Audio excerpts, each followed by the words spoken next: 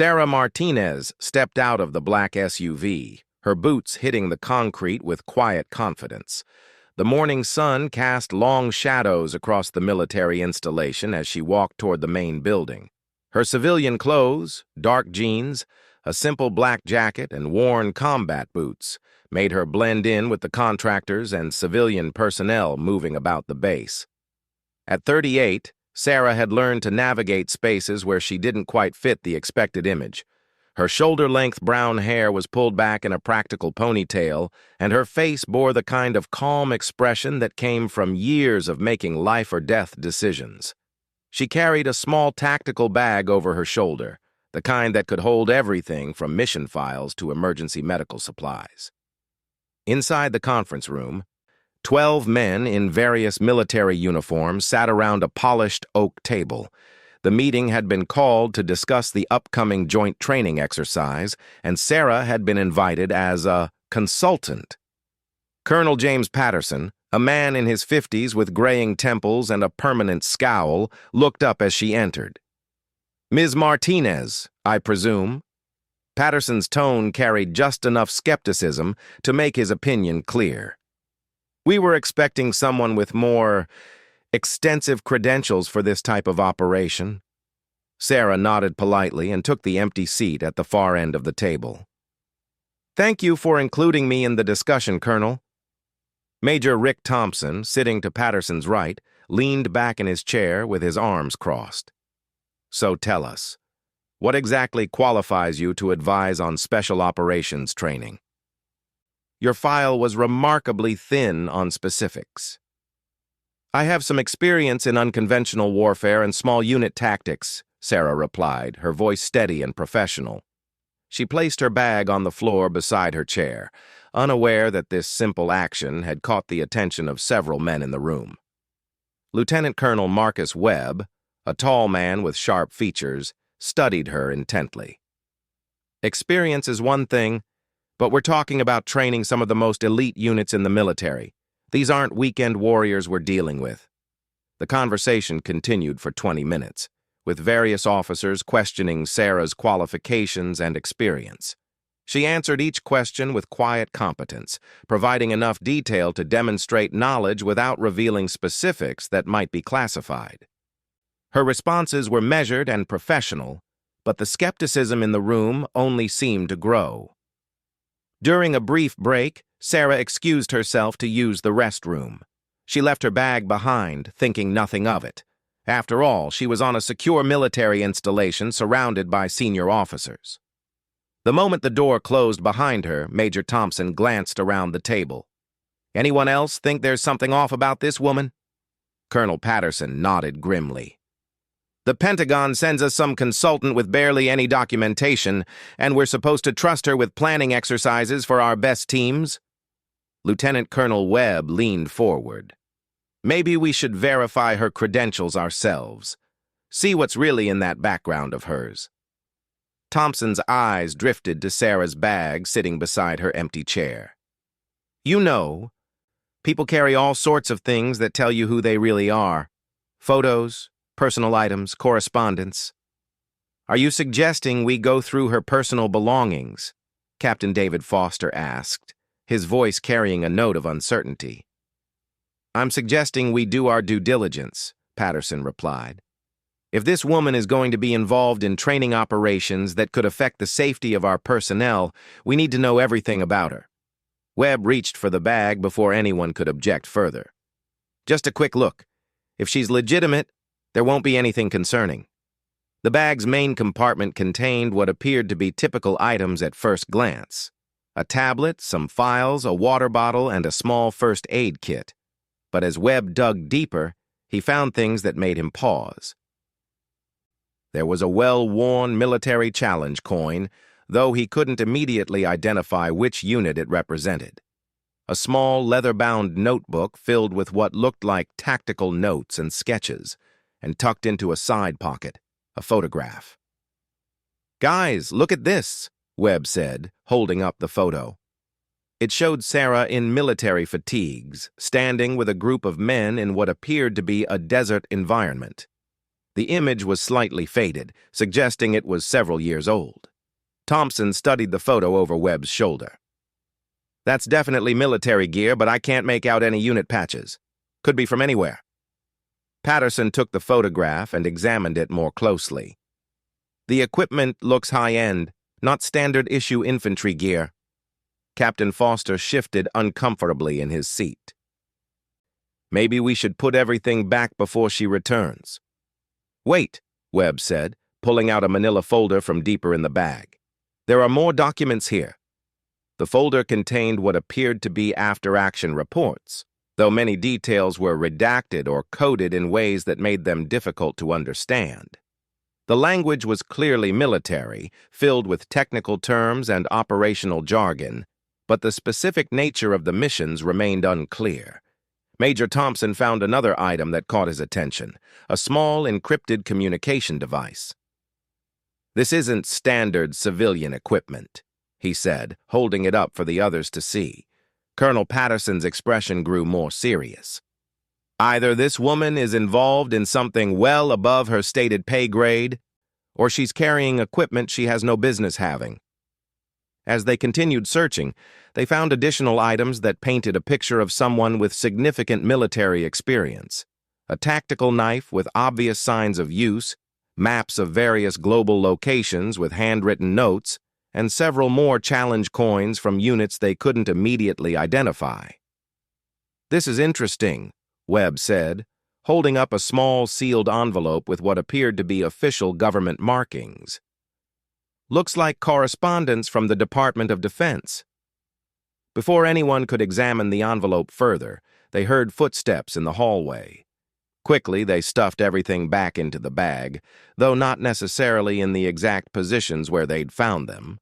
Sarah returned to the conference room a few minutes later, taking her seat and pulling her bag closer to her chair. If she noticed that anything had been disturbed, she didn't show it. The meeting resumed, but the atmosphere had changed. The officers exchanged meaningful glances and asked more pointed questions about her background and experience. Sarah answered each inquiry with the same professional demeanor, but there was something in her eyes that suggested she was aware of the shift in the room's dynamic. "Ms. Martinez," Colonel Patterson said during a lull in the conversation, "your experience seems quite varied. Have you worked with special operations units before?" "I've had the opportunity to work with various specialized teams over the years," she replied carefully. "Any specific units you'd care to mention?" Major Thompson pressed. Sarah's expression remained neutral, but there was a slight pause before she answered. "I prefer not to discuss specifics without proper clearance protocols being followed." The response only increased the suspicion in the room. To the assembled officers, it sounded like someone trying to hide a lack of real experience behind claims of classified operations. Lieutenant Colonel Webb decided to push further. "The training exercise we're planning involves coordination with Navy SEAL teams. Do you have any experience working with SEALs specifically?" For the first time since entering the room, Sarah's expression changed slightly. It was subtle, just a brief tightening around her eyes. But it suggested that Webb's question had struck something significant. "I have worked with various maritime special operations units," she said, her voice perhaps a degree cooler than before. The meeting continued for another hour, with the officers becoming increasingly convinced that Sarah Martinez was not who she claimed to be. Their search through her belongings had revealed tantalizing hints of military involvement, but nothing concrete enough to verify her claimed expertise. As the session concluded, Colonel Patterson stood and addressed the room. "We'll need to review the training protocols over the next few days. Ms. Martinez, we'll be in touch about your continued involvement." Sarah gathered her things, shook hands with the officers who offered them, and left the conference room with the same quiet confidence she'd displayed upon arriving. After she was gone, the room erupted in discussion. "There's definitely more to her story than she's letting on," Thompson said. "The question is whether that's a good thing or a bad thing," Foster replied. Colonel Patterson paced to the window, looking out at the training grounds where soldiers were running morning exercises. I think we need to do some deeper digging. Find out who Sarah Martinez really is and whether she belongs anywhere near our operations. None of them realized that their investigation had been observed by people who understood exactly who Sarah Martinez was and what she represented, and none of them could have imagined the phone calls that were already being made on her behalf. As Sarah walked across the base toward her vehicle, she pulled out her secure phone and dialed a familiar number. "It's me," she said when the call connected. "The meeting went as expected. They're not ready to accept an outside consultant, especially one who doesn't fit their preconceptions." The voice on the other end was gravelly and familiar. "Do you need us to make some calls?" Sarah paused beside her SUV, considering the question. "Not yet. Let's see how far they want to take this. It might be educational for everyone involved." "Copy that, ma'am. Just say the word."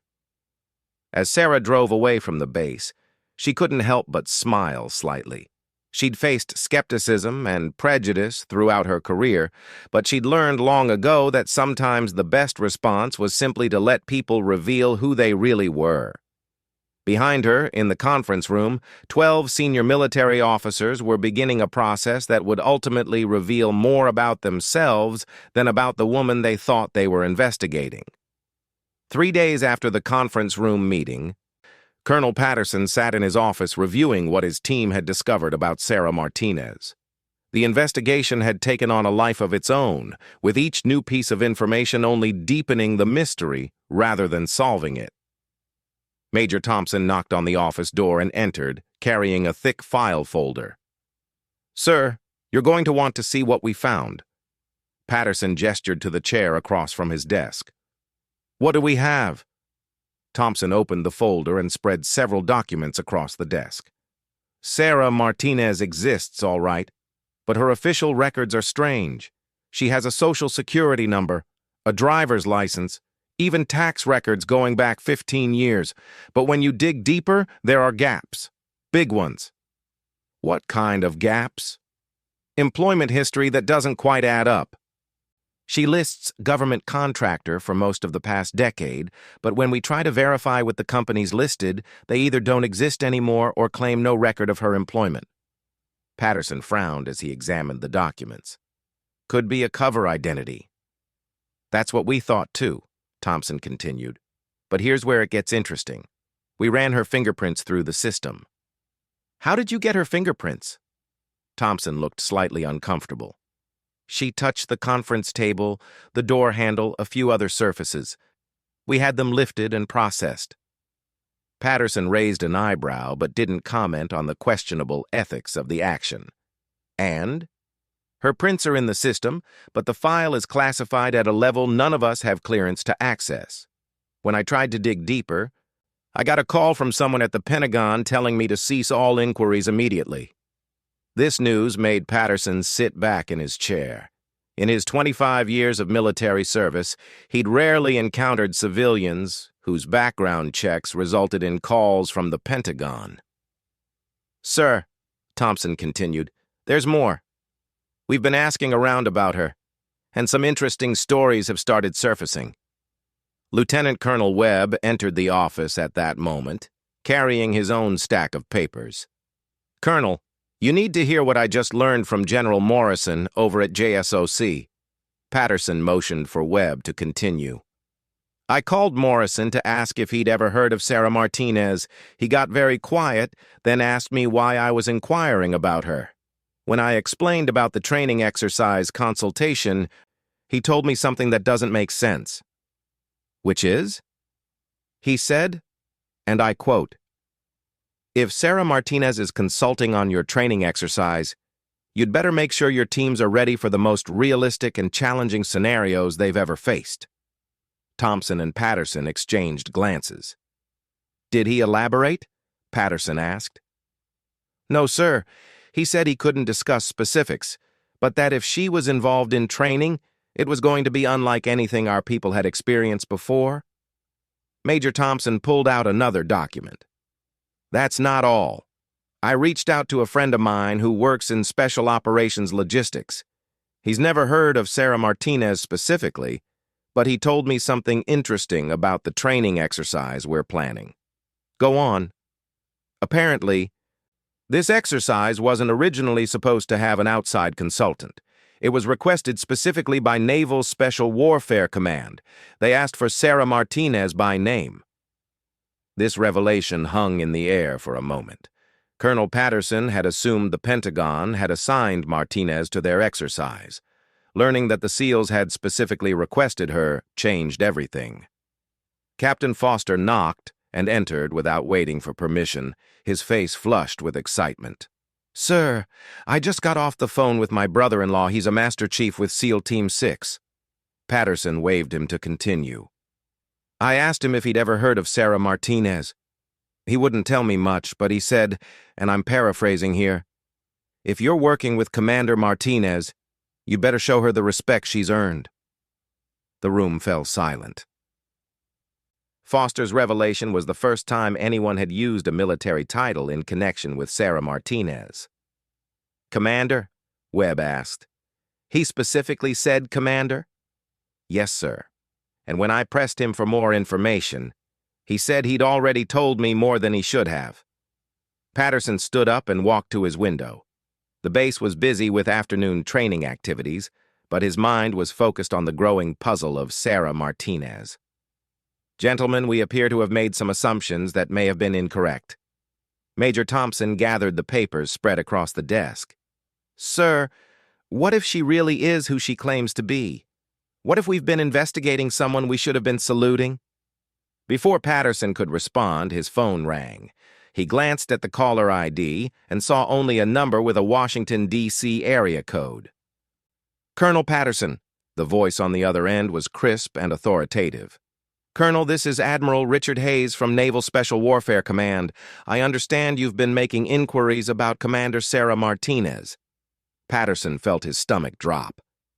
"Yes, sir.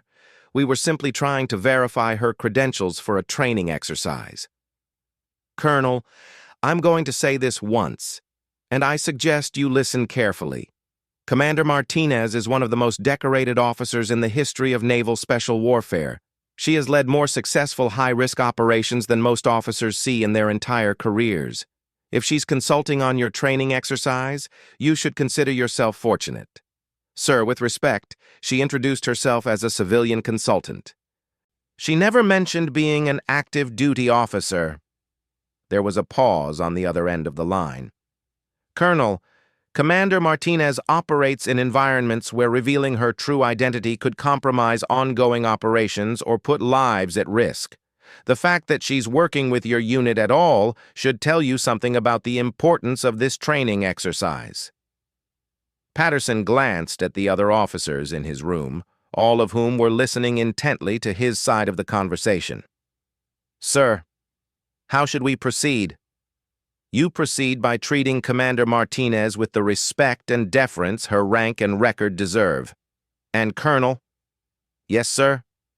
"I suggest you stop digging into her background. There are people monitoring those inquiries and they're not happy about it." The line went dead, leaving Patterson staring at the phone. Webb was the first to speak. "Sir, did he say Commander Martinez?" "He did." Thompson ran his hand through his hair. "So she outranks most of us in the room." "Apparently so." Captain Foster looked pale. "Sir, we went through her personal belongings. If she's really a Navy commander—" Patterson held up his hand. "Let's not panic. We made an error in judgment, but it's one we can correct." Lieutenant Colonel Webb stood up. "Sir, with respect, I think our problems may be bigger than we realize." "What do you mean?" "If she's really Commander Martinez from Naval Special Warfare, and she's as decorated as Admiral Hayes suggested, then she probably knew we went through her bag. People at that level don't miss details like that." The room fell quiet as the implications of Webb's observation sank in. Major Thompson cleared his throat. "Sir, what if this has all been a test? What if the entire consultation is actually an evaluation of how we handle classified personnel and operations security?" Patterson considered this possibility. It would explain why Martinez had been so calm and professional despite the obvious skepticism in the room. It would also explain why she'd left her bag unattended, to see what they would do.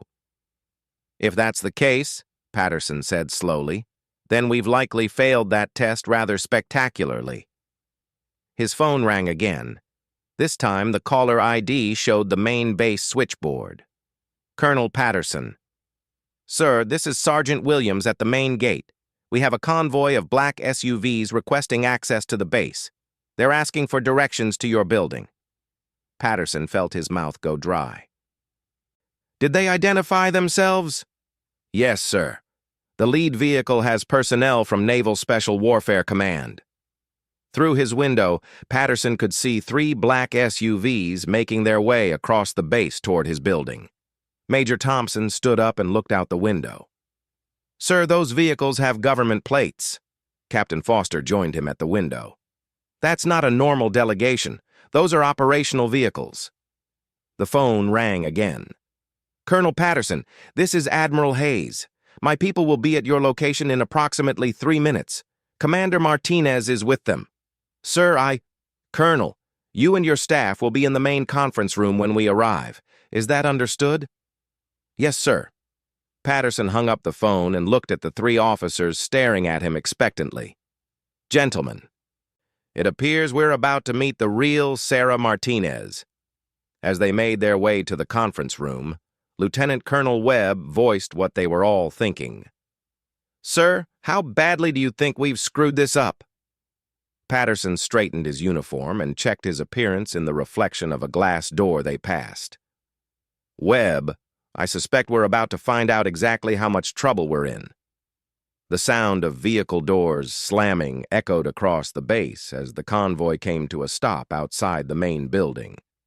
Through the conference room windows, they could see several figures in military uniforms exiting the vehicles, and walking among them, with unmistakable confidence and authority, was the woman they had known as Sarah Martinez, consultant. Only now she wore Navy fatigues with the insignia of a full commander, and the way the other military personnel deferred to her made it clear that Admiral Hayes hadn't been exaggerating her status. Major Thompson swallowed hard as he watched the group approach the building entrance. "Sir, I don't think screwed up begins to cover what we've done." Patterson could only nod in agreement as they waited for what promised to be one of the most uncomfortable meetings of their military careers. The woman they had dismissed as an underqualified consultant was about to walk through that door, and they were going to have to explain why they had violated the personal belongings of a superior officer. The conference room door opened with deliberate authority, and Admiral Richard Hayes entered first, followed by 2 other senior Navy officers, and finally, Commander Sarah Martinez. The transformation was striking. Gone was the understated civilian consultant, replaced by a Navy officer whose bearing and confidence filled the room. Colonel Patterson and his staff immediately stood at attention. The Admiral was an imposing figure in his 60s, with silver hair and the kind of presence that came from decades of commanding elite military units. But it was Commander Martinez who drew their attention. In her Navy fatigues, with her rank insignia clearly visible and her hair pulled back in regulation style, she looked like exactly what she was, a combat-tested special operations officer. "Gentlemen, be seated," Admiral Hayes said, his voice carrying the authority of someone accustomed to immediate obedience. As they sat down, Commander Martinez took the same seat she had occupied 3 days earlier. This time, however, she placed her bag on the table in front of her, a deliberate reminder of what had transpired. Admiral Hayes remained standing. "Colonel Patterson, I believe you and your staff have some questions about Commander Martinez's qualifications. I'm here to provide clarity." Patterson cleared his throat nervously. "Sir, we appreciate you taking the time to—" "Colonel," Hayes interrupted, "let me be clear about something. Commander Martinez didn't request this meeting. I did, because the way your unit has handled this situation requires immediate correction." The admiral walked around the table, his eyes moving from one officer to another. 3 days ago, you gentlemen decided to conduct an unauthorized investigation into a decorated Navy officer. You questioned her credentials, doubted her expertise, and ultimately violated her personal property. Major Thompson shifted uncomfortably in his seat, but Hayes continued before anyone could speak. What you didn't know is that Commander Martinez has spent the last 12 years serving in classified special operations roles. She has led joint task forces in Afghanistan, Iraq, Syria, and a half-dozen other locations you'll never see mentioned in any official reports. Hayes paused behind Commander Martinez's chair. The Navy SEALs don't just respect her. They consider her one of the finest tactical minds in the special operations community. She has personally planned and executed operations that have saved countless American lives. Lieutenant Colonel Webb found his voice. Sir, with respect, how are we supposed to know any of this? She introduced herself as a civilian consultant. Commander Martinez spoke for the first time since entering the room. Because Colonel Webb, revealing my true identity and background to personnel who hadn't been properly vetted could have compromised ongoing operations and put lives at risk. Her voice was calm, but carried an edge that hadn't been there during their first meeting. The training exercise you're planning isn't just a routine drill, she continued. It's preparation for a real-world mission that some of your personnel may be selected for. My role was to observe how your unit handles classified information, follows security protocols, and respects chain of command. The implications of her words settled over the room like a heavy blanket. Major Thompson's face had gone pale. Admiral Hayes resumed his position at the head of the table. Unfortunately, gentlemen, your unit has failed that evaluation rather comprehensively. He gestured to one of the other Navy officers, who opened a briefcase and pulled out several photographs. These images were taken by base security cameras, Hayes said, spreading the photos across the table. They show clear evidence of your unauthorized search through Commander Martinez's personal belongings. The photographs were damning. They clearly showed Major Thompson reaching into the bag, Lieutenant Colonel Webb examining documents, and all 4 officers huddled around the contents they had spread across the table. Colonel Patterson stared at the images, realizing that their actions had been monitored from the beginning. Sir, we were concerned about operational security. Operational security? Hayes's voice rose slightly. Colonel, you violated the personal property of a superior officer based on nothing more than your own prejudices and assumptions. Commander Martinez leaned forward slightly. Gentlemen, let me explain what you found in my bag since you're clearly curious. She reached into her bag and pulled out the challenge coin Lieutenant Colonel Webb had discovered. This is from SEAL Team 6. It was given to me after I successfully planned and executed a hostage rescue operation in Syria that brought home 12 American civilians. Next, she produced the worn notebook. These tactical notes are from operations in 4 different countries over the past 18 months. Each one resulted in successful mission completion with 0 casualties. The leather-bound notebook was passed around the table. The handwritten notes were clearly the work of someone with extensive tactical knowledge and experience. The photograph you found, she continued, producing the image they had examined, was taken after a classified operation in Afghanistan. I can't provide details, but I can tell you that the men in that photograph, all Navy SEALs, recommended me for the Navy Cross for my actions during that mission. The room was completely silent as the weight of her words sank in. Admiral Hayes picked up where she left off. The encrypted communication device you found is standard equipment for officers involved in classified operations. The maps and documents are from missions that most of you will never have clearance to read about. Commander Martinez stood up and walked to the window, looking out at the training grounds. The question now is how we move forward from here. She turned back to face the assembled officers. Colonel Patterson, your unit was being considered for integration into a joint special operations task force. That selection was contingent on this evaluation. Patterson's heart sank. He could see his unit's future opportunities disappearing. However, Commander Martinez continued, failure often provides more valuable lessons than success. She returned to her seat. Admiral Hayes and I have discussed this situation extensively. While your methods were inappropriate and your assumptions were wrong, your motivation came from a legitimate concern for operational security. Admiral Hayes nodded. That's why we're offering your unit a chance to demonstrate that you can learn from this experience. Sir? Captain Foster asked hesitantly. The training exercise will proceed as planned, Hayes explained. However, it will now include additional scenarios designed to test your unit's ability to properly handle classified personnel and sensitive information. Commander Martinez opened her tablet and pulled up what appeared to be a detailed training schedule. Over the next 2 weeks, your unit will undergo intensive training in operational security, personnel verification protocols, and inter-service cooperation. This training will be conducted by personnel from Naval Special Warfare Command, Admiral Hayes added, including several of the SEALs who specifically requested that Commander Martinez oversee this exercise. Major Thompson found the courage to speak. Sir, will this incident be reflected in our service records? Admiral Hayes considered the question. That depends entirely on how your unit performs over the next 2 weeks.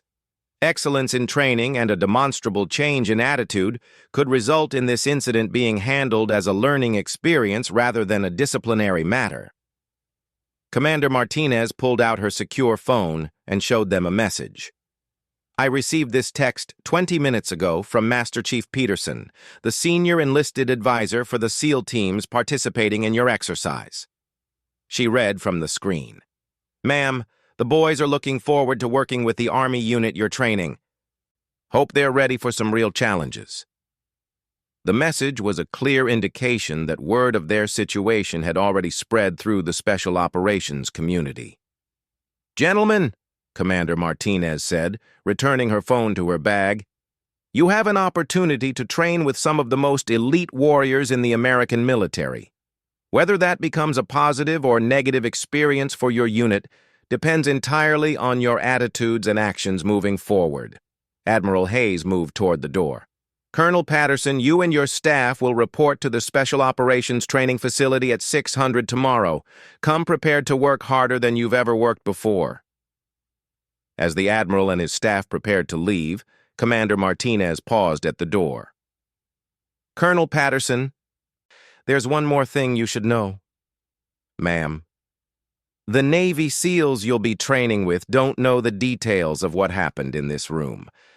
As far as they're concerned, you're a professional military unit deserving of respect until you prove otherwise. She looked around the room at each of the officers. Don't waste that opportunity. After the Navy personnel had left, the 4 Army officers sat in stunned silence for several minutes. Finally, Lieutenant Colonel Webb spoke. Sir, I think we just learned what it feels like to be completely outclassed. Major Thompson was staring at the photographs Hayes had left behind. We investigated a Navy commander who's apparently respected by the most elite special operations units in the military. Captain Foster shook his head. And she knew we did it, knew we were investigating her, and still gave us a chance to redeem ourselves. Colonel Patterson stood up and straightened his uniform. Gentlemen, we have exactly 18 hours to prepare for what's likely going to be the most challenging 2 weeks of our military careers. He walked to the window where Commander Martinez had stood. And if we're smart, we'll spend every minute of that time figuring out how to earn back the respect we threw away in this room. As they filed out of the conference room to begin preparing for the intensive training ahead, none of them could shake the feeling that they had just encountered the kind of leader they had only heard about in military legends. 3 weeks later, Colonel Patterson received a brief email from Admiral Hayes. Your unit's performance during training exceeded all expectations. Commander Martinez has recommended your team for immediate integration into the Joint Task Force. Congratulations on learning from adversity. Attached to the email was a photograph from the final day of training. It showed Patterson's team standing alongside a group of Navy SEALs, with Commander Martinez in the center.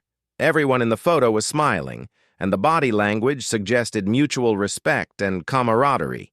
But what struck Patterson most was a handwritten note on the back of the photo. From the boys at Team 6. Thanks for keeping our commander safe while she was undercover. These Army guys are all right. It was signed by Master Chief Peterson and a dozen other SEALs. Patterson realized that their failure had actually been part of a larger test, one that Commander Martinez had designed to see if they could overcome their mistakes and earn the trust of the Special Operations community.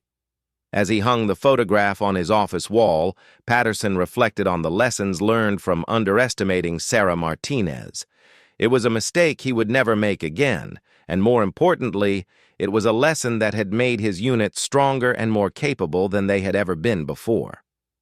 The woman they had tried to discredit had instead given them the opportunity to discover what they were truly capable of achieving.